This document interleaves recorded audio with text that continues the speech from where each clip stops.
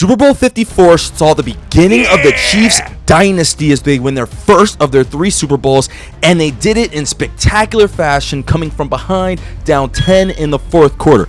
However, as we rank our top 5 takeaways from Super Bowl 54, what was more important? Mahomes' great Super Bowl MVP performance or Jimmy G completely shitting the bed? Number 5, Andy Reid's incredible play calling. In the first half of Super Bowl 54, the Chiefs were moving with 186 total yards, but their 10 points on 4 possessions wasn't enough to stop Buck and Aikman from shitting on their entire scheme. Haven't seen Patrick Mahomes light it up, be that dynamic outside the pocket, throw it deep downfield quarterback that we've watched really throughout January, and we're waiting to see it here in February. Those 10 first half points were actually their fewest all year, which is just insane to me because they actually scored a touchdown. The fourth quarter is where the Chiefs went crazy, scoring 3 straight touchdowns with each drive being under 3 minutes. So basically, if you tried to heat and eat a Hot Pocket during one of these Chiefs drives, your mouth would be on fire. But situationally, Andy Reid was even better, calling a lot of speed options with Mahomes that the Niners struggled with, and on 3 third or 4th and 1 situations, they converted with highly innovative pre-snap formations and play calls. Kelsey at QB is just bananas. Well, this feels like a big play here. Let's call it Dance Dance Revolution. The biggest one, of course, was on a 3rd and 15, trailing 20-10 to the 49ers. The Chiefs called 2-3 jet wasp and hit Tyreek Hill for a huge 44-yard pass. It's a crazy play because Tyreek runs deep enough to be caught one-on-one with the safety and then cut out for the deep corner route. You know you dialed up some heat when they create an entire Wikipedia page for your play call. Damian Williams was cooking. No, not Damon Wayans or that Damian Williams, but the Chiefs running back in his second year with the team. Williams had 134 total yards and 21 touches in Super Bowl 54. Man, he was cooking 56. First with the juke, and then he sent him stumbling with the spin. Williams actually almost got the first touchdown for the Chiefs, but was just short of the end zone. Then, down 20-17 in the fourth quarter, he scored the touchdown, which would give them the lead for good. And at the end of the game, Damian Williams capped it off with a huge 38-yard TD run to seal it. But honestly, fuck all that. Peep this in-game mean mug montage he had. Stop playing with him, man. Wait, real quick. Dance Dance Revolution. I love you, coach. I love you, coach. But I'm still flexing out here. Yo, defense, let me get in here. Let me get in this pick. Number 3, the Kylan Shanahan criticism was gassed up. The popular thing to do after the Super Bowl was blame Kylan Shanahan. That was coaching malpractice. And I get it. They lost a 10-point lead in the fourth quarter of this game. Plus, he's been blamed for the Falcons' 28-3 blown lead versus the Patriots. But let's be real, he was only an offensive coordinator for that. Kyle was cooking, deep frying, and sauteing the Chiefs' defense at numerous points in this game. From nasty Debo end-arounds, which got 53 yards on only 3 carries, to letting fullback Kyle Juszczyk route up linebackers. Kyle was deep in his Birkin. But the biggest thing was making an offense where Jimmy Garoppolo had a Super Bowl lead over Patrick Mahomes. Yes, Jimmy G over Patrick Mahomes. Whoa! And having Jimmy G start 16 for 19 to start this game.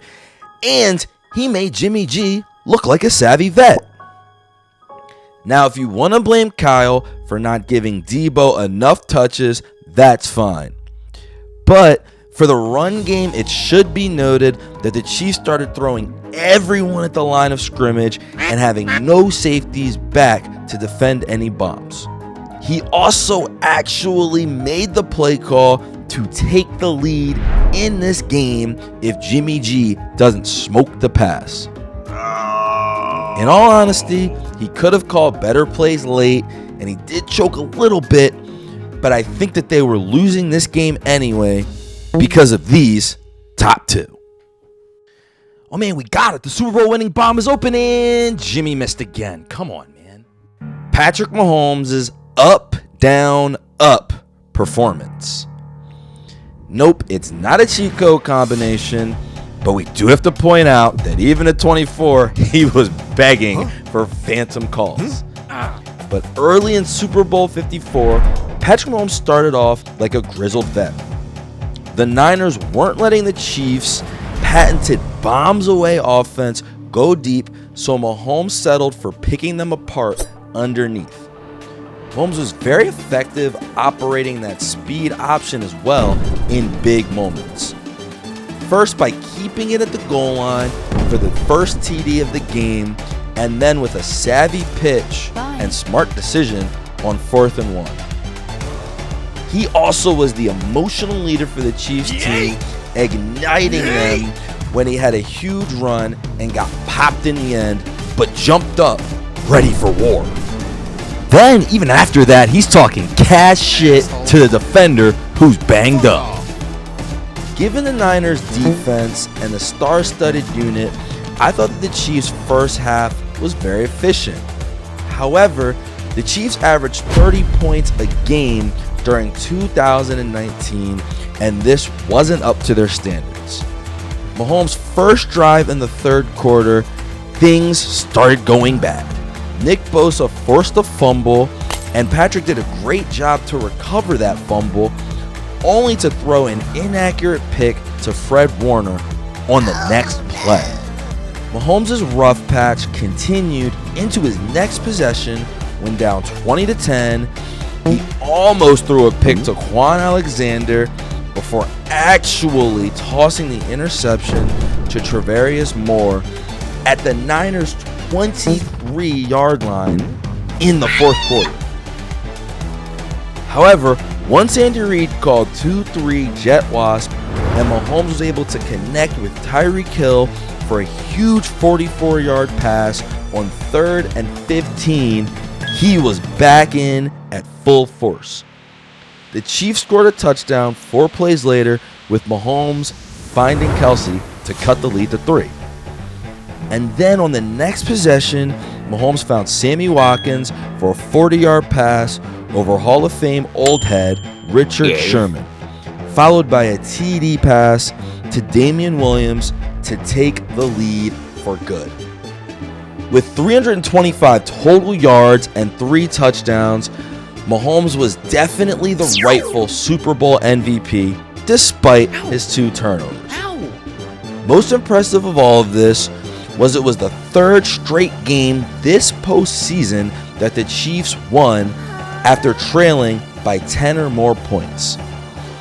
It would also be the first of his 3 Super Bowl wins for Mahomes in which he was trailing at some point by double digits in the game. And the first huge notch for one of the clutchest QBs in NFL history.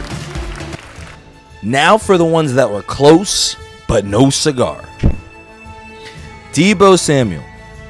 You definitely can make the case that he would have been Super Bowl MVP had the Niners won this game. Deebo had 92 total yards, including 53 on the ground, and even on a 3rd and 2 Philly special, he made a brilliant decision. It's too bad Jimmy G was his QB. Tyreek Hill.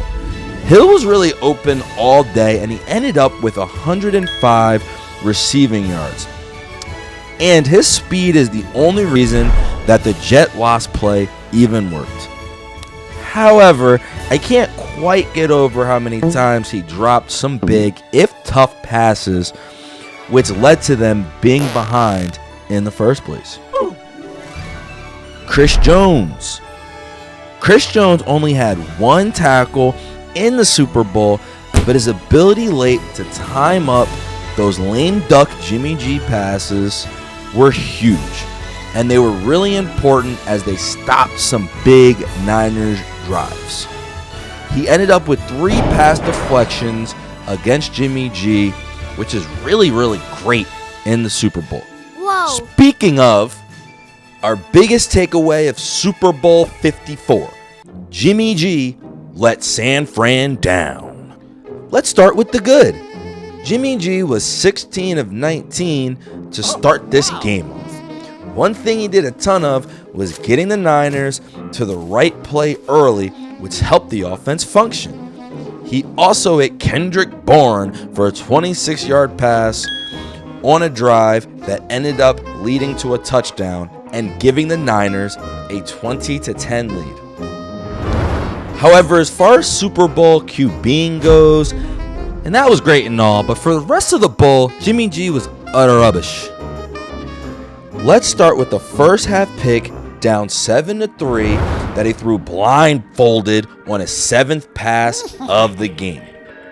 The Niners holding the Chiefs to a field goal and rallying to take the lead later in this game after that pass was insane. Shit, honestly, right before half in a 10-10 game, his own coach could have called a timeout to have the ball back with a minute 50 left and 2 timeouts remaining. Instead, he was so concerned of what Jimmy G would have done before half, he decided to just get to halftime. And honestly, I can't even blame him. Then you have Jimmy G missing a huge open George Kittle pass on 3rd and 5, opting instead to hit a 3-yard check down, which led to a field goal. And of course, who can forget the memorable missed bomb to Emmanuel Sanders down 24-20, which would have given them the lead late in the game. But with Garoppolo, it was more than that. He was the most notable player, coach, unit, participant in the game that didn't belong. Specifically, when you look at his throws late, which just had no prayer of being caught. The media blaming Shanahan for letting the quarterback throw the ball. That was coaching malpractice. And how depressed all of Jimmy G's receivers looked throughout the entire game. I mean, they were looking at their QB like, what the hell do you think you're not doing?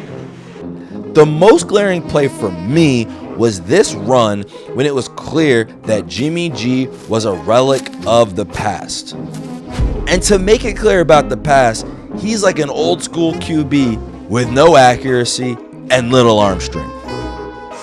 It's truly stunning that with Jimmy G, the Niners made it this far.